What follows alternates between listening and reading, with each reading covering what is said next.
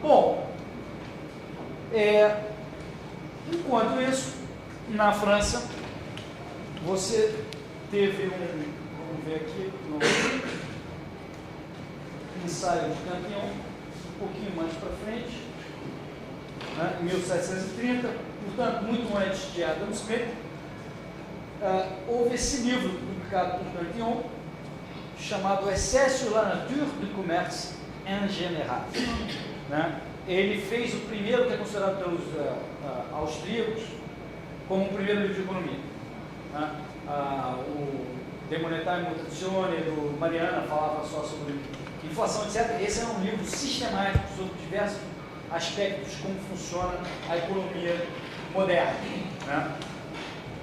O Cantillon, né, ele foi o sócio do John Law. John Law era um cara, um arco-inflacionista britânico, que foi para a França e chegou para o Duque de Orleans, que era o regente, depois que morreu o Luís XIV, e falou assim: você pode ter prosperidade eterna e nunca se preocupar com a dívida. O cara falou: porra, como? Eu quero. O cara falou: não, vamos fazer uma base que é uma nova tecnologia, o papel moeda. E o rei chegou e falou: pô, vem pra cá, é isso que eu preciso. Explica aí como é que é esse negócio. Essas ideias malucas estão sempre na França, né? Tem sempre, mas esse aqui veio da Inglaterra, importado da Inglaterra. Foi adotado na França, mas o John Law já tinha feito as suas aventurinhas lá pelo Reino Unido. Ele era, eu não me lembro que nacionalidade, era escocês, não tenho certeza. Né?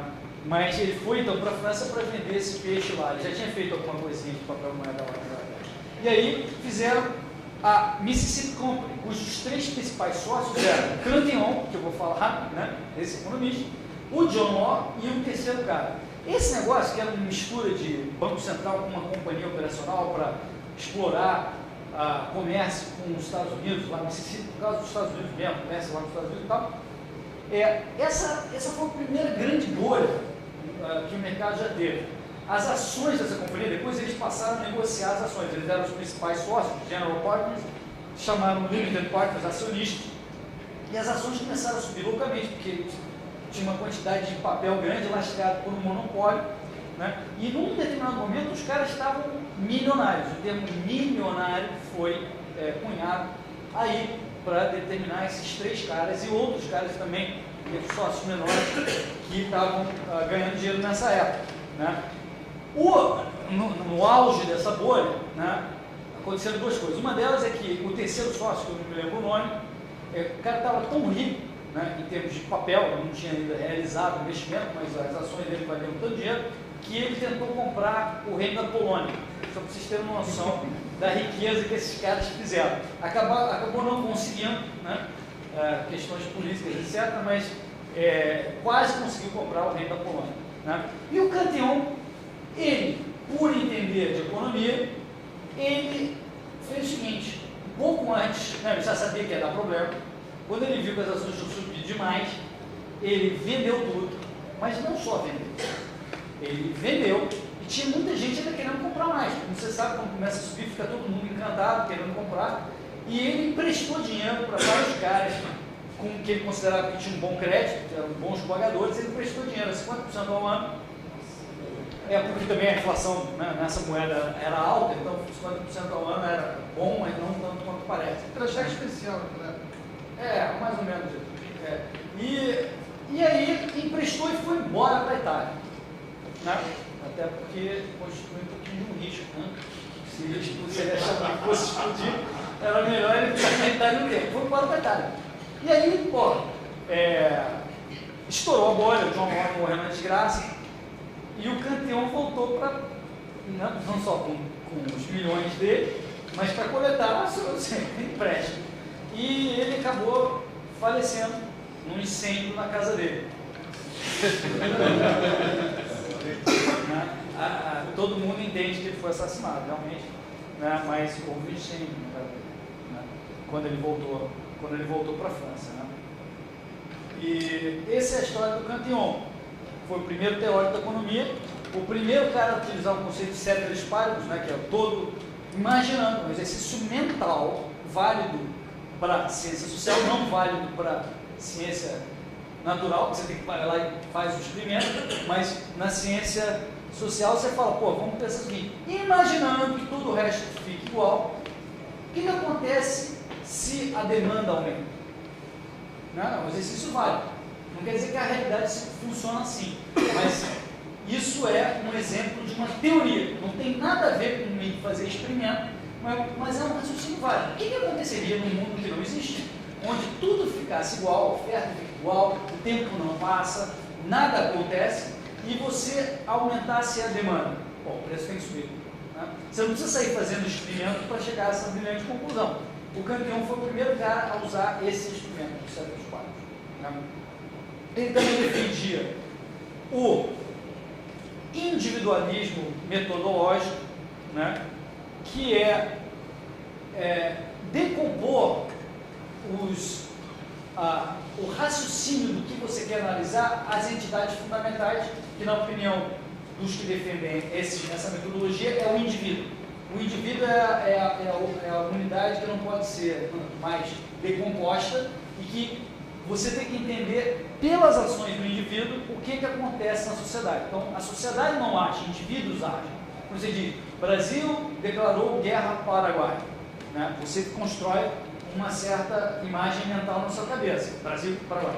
Mas, na verdade, você pode explicar isso dizendo, né, que eu acho que você melhor explica se você entender que é o governo brasileiro, algumas pessoas do governo brasileiro, na verdade, o presidente, talvez o chefe das Forças Armadas, decidiram declarar guerra ao governo, talvez ao povo, mas principalmente ao governo do Paraguai. Então, quando a gente fala uma coisa, o Brasil declarou guerra ao Paraguai, o individualismo metodológico, ele considera que você entende melhor o fenômeno se você decompor isso para os seus subdivisores aí, que são os indivíduos. Isso não quer dizer, o individualismo metodológico não quer dizer que o contrário disso seja, isso é socialismo, comunismo. O contrário do individualismo metodológico é o holismo metodológico, que não é pecado, né, para um liberal. Eu vou explicar a diferença. É só um outro critério. Né? Por exemplo, para alguns biólogos, vale o holismo metodológico, por exemplo, na colônia de formigas. Ele fala o seguinte, olha, a entidade biológica relevante, a que melhor explica o que a gente quer estudar na biologia da formiga, não é a formiga individual, é a colônia. É o tipo, tem lá vários tipos de formiga, sei lá, não entendo desse negócio. Tem um tipo, a abelha que faz isso, a abelha operária, a abelha rainha, etc. Então, faz mais sentido usar o holismo metodológico para o biólogo na colônia do que o individualismo. Não é pecado, não é coletivismo, não é. Mas existem formas corretas e formas erradas, na nossa opinião, de como usar cada um. Os marxistas, por exemplo, explicam a economia pelo holismo, pela luta de classe. O libertarianismo também é holista. O libertarianismo entende que existe uma dualidade entre o Estado, que é a classe exploradora, e o povo, que é a classe explorada, como eu estava falando antes. Então, é um exemplo de como você usar o holismo metodológico, na minha opinião, de uma forma, uma visão correta. O que o marxismo fez, quando o Marx analisou no início, ele usou Estado versus povo, 2 ou 3 exemplos, de repente ele mudou isso e falou o seguinte, não, agora é o empresário versus o proletariado. E ele não explicou como ele fez essa mudança de critério e por que esse raciocínio é válido. Se você está fazendo trocas, né? Se você é funcionário de uma empresa, você está trabalhando livremente, é bem diferente de você considerar o caso do Estado, onde você tem um cara que é um monopolista, que impõe a força para impor certos objetivos e coletar impostos. É bem diferente, não é aplicável para uma corporação versus um funcionário. Não é aplicável, cada um vai chegar à sua conclusão, mas sem dúvida é diferente do Estado versus o povo. Né? Então, aqui eu queria apresentar essas diferenças de individualismo e holismo metodológico. Os austríacos advogam e o Cantillon também advogava, ele é um proto-austríaco, como eram os escolásticos, o individualismo metodológico, no caso da economia, não há dúvida de que é superior por vários motivos. O Bira vai, sem dúvida, mencionar isso ao longo do curso, mas isso não quer dizer que o holismo não valha para vários casos, inclusive para o libertarianismo. Né? O que mais ele disse no SE? Ele disse sobre os preços. É claro que a quantidade de produto à venda, em proporção à demanda ou número de compradores, é a base na qual se fixam os preços do mercado. Também, né? Concordando com o que a gente viu até aqui. E sobre o subjetivismo, o que é o subjetivismo? Que depende do sujeito. Isso é subjetivismo. Depende do ponto de vista do sujeito. Né? Então a demanda é subjetivista. A demanda depende dos humores, vontades e modo de vida do cara que está tomando a decisão econômica qualquer, compra, venda, etc. E ele foi o cara que entendeu bem o papel do empreendedor. Ao contrário do que veio a ser falado depois, né, pelo Ricardo, Walras, neoclássicos, que defendiam que o agente de mercado tem conhecimento perfeito em um mundo estático, sem incertezas, né? O Cantillon sabia que o empreendedor tem uma função de equilibradora, de diminuir as possibilidades de ganho, portanto, ajustar a economia. Ao contrário do que o Schumpeter dizia, por exemplo, que era o rompimento. O empreendedor é o cara que inova, que muda o paradigma, que meio que desequilibra o status quo. Né?